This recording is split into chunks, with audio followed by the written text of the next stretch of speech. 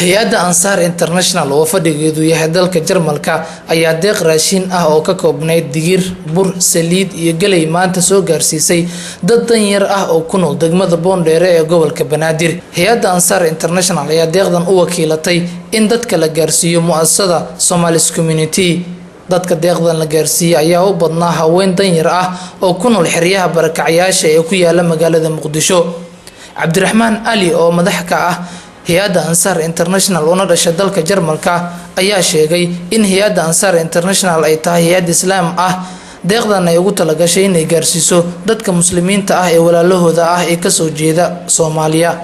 Und wir sind 10.000 Kilometer hierhin gekommen von Deutschland nach Somalia, nicht um die Misakin mit Lebensmitteln zu versorgen, sondern um unsere geliebten Brüder und Schwestern mit Lebensmitteln zu versorgen. waxaan soo jarnay in ka badan 10,000 kilomitir uma imaan inaan dad masaakiin cunto u qaybino laakiin waxaan u nimid walaalaheena aan jecelnahay inaan aragno oo soo barano ama salano. Wir sind selber, wenn wir vor Allah stehen, jeder von uns von Ansar, wir sind selber Misakin und wenn ich hier stehe und ihr sitzt, schon schäme ich mich dafür, aber ich stehe hier, um noch mehr Spenden inshallah reinzuholen. Ilaahay hortiis kulligeen masaakiin baan nahay waana ka simannahay ma jeceli idinkana aan dhulka fadhidaan anigana aan istaagnahay laakiin waxaan jecelahay inaan codka idin soo gaarsiiyo sidaas ayaan u istaaganahay maaha adinka inaan ka duwanahay.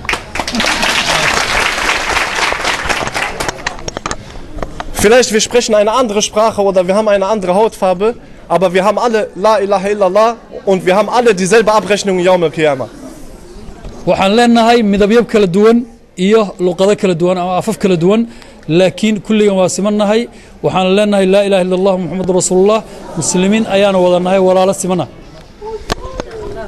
Bitte vergesst uns nicht in euren Dua, denn auch der Druck in Deutschland auf Muslime wird größer und wir versuchen inshallah euch in Zukunft noch mehr zu helfen.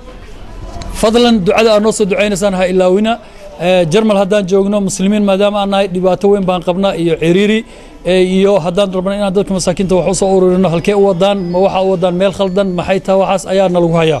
Dr. Xasan Xuseen Roble iyo Cabdicasiis Cabdulla Caynab oo labaduba wakiil uga ahaa hay-adda Ansaar International bixinta raashinkan ayaa saxaafaddu u sheegay in si badqab ah loo qeybiyay raashinkaasi isla markaana la gaarsiiyay dadkii loogu talagalay.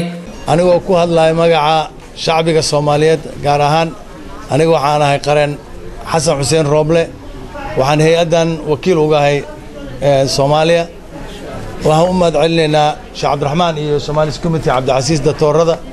noo soo abaabul mar walbana waa markii labaad ee aan imaanayna halkan waxaan u mahadcelinaynaa magaciina aan ugu mahadcelinaynaa waxaan leenahay soo dhawaada walaalihiina Soomaaliya wali waa idin baahan tahay wixii loo qaban karana waa diyaar u nahay inaan idin la qabanno. laba waxyaabood ayaa la rabaa in lagu daro oo aan anaga balaankeenna hadda ay tahay labada waxay kala yihiin dhul oo sisinta lagu beero inaan samayno ka labaadna waxa waaye oo dadka Soomaalida oo masaakiinta ay ka faa'iideystaan iyo dhul waxaan raadinaynaa haddana meel harqaanka lagu sameeyo halkaas oo gabdhaha ilmaha agoonta haystaan ama dadka fuqarada ay wax ka bartaan wixii ay soo saaraan macallin baa loo keenayaa wuxuu barayaa sida harqaanka loo sameeyo dharka ay sameeyaan waxa loo qaadayaa Jarmalka dukaankeena lagu gadayaa wixii ka soo baxana si ummadda wax loogu qabto taas ayaa ilaawnina sheegno. horay ayay noo soo raadiyeen aan shaqo la qabtay waxay noogu deeqeen 100 neef oo ari ah oo kaamanka la geenay runtii anay ila soo xiriireen xoolihii ayagoo sidooda nool marka la keenay soo qalay noo soo bixiyay eri yay naga fakanine marka runtii waa hay'adda kaliya oo xiriir fiican aan leenahay inji qoladaanayto oo hadda noo joogto waa u jeedaan ma badna laakiin walaalka ku soo xasuustay magad alle magan rasuul la yiraahdaa waa mahadsantahay inaan dhaano wayna soo xasuusteen runtii waxa waay hal habeen madabka ku shidataane waxa waay xasuus lama hilmaamaan ayay nagu reebaysaa waxaan kale u mahadcelinayaa shiiqan oo ka socdo dalka Jarmalka anoo ku hadlayo magaca haweenkan meesha fadhiyo dhamaantood magacooda anoo ku hadlayo ayaa idin leenahay aad iyo aad ayaa mahadsantihiin meeshii laga soo qaadana wax badan Allah dhigo dadkii loo keenana Allah ku anfaco. hadalladii wanaagsanaa muxuu ahaa ay soo jeedisay gudoomiyaha haweenka gobolka Banaadir ayadoon waxba ka tagin wixii la oran lahaa oo dhan sheegtay guubaabo iyo caddaymo iyadoo bixisay aad baan iyadana ugu mahad celinaynaa waxaan aad ugu mahad celinaynaa muxuu ahaa walaalkay xasan iyo hay-adda muxuu ahaa halkan Ansaar International la shaqaysa oo hawshaan la qabatay oo la suura gelisay iyagana aad baan ugu mahad celinaynaa dadweynaha meeshan fadhiya ee dumarka degmadan Boondheere iyagana aad iyo aad sida nidaamka leh iyo sida muxuu ahaa soo dhaweynta fiican leh ay u geysteen muxuu ahaa uga hor yimaadeen walaalahood meesha fog uga yimid iyagana aad baan muxuu ahaa ugu mahad celinayaa anigu hadal kale oo aan ku daro meesha igama bannaana laakiin waxaan idiin sheegayaa waxaa weeye dadka Soomaaliyeed meel kasta uu joogo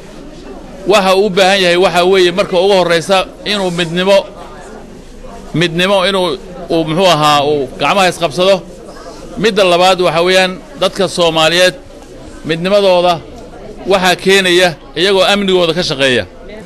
hay-adda Ansaar International ayaa ah hay-ad gargaar oo islaam ah fadhigeeduna yahay dalka Jarmalka waxa ayna ka shaqeysaa wadamo badan oo ay ku jiraan Soomaaliya iyo Suuriya